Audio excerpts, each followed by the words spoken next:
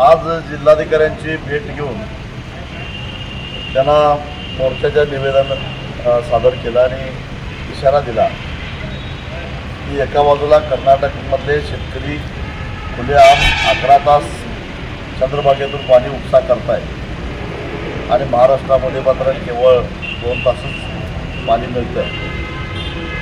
हा अन्याय आहे.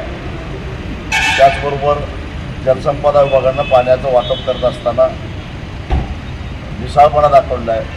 त्याचं वॉटर ऑडिट झालं पाहिजे आणि तातडीनं सगळ्यात महत्त्वाची म्हणजे आता पिकं वाढून चाललेली आहेत. त्यामुळं आता जी काय 2 तास वीज दिली जाते ती मागं घेऊन किमान 7 ते 8 तास वीज दिली पाहिजे, तरच ही पिकं वाचणार आहे. नवीन लागण करायला परवानगी नाही दिली तर आमची काय हरकत राहणार, परंतु जी पिकं उभी आहेत त्याच्यावर आम्ही खर्च केलेला आहे ती वाचवणं गरजेचं आहे. त्याचबरोबर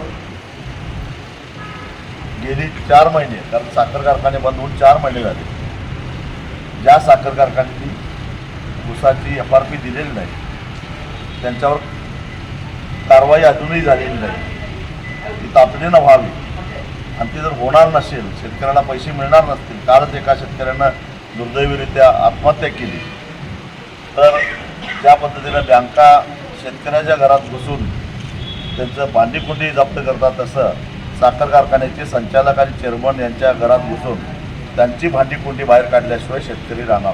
कायदा आपलं काम करणार नसेल तर वेळप्रसंगी शेतकऱ्याला कायदा हातात घ्यावा लागेल असा इशारा जिल्हाधिकाऱ्यांना दिला.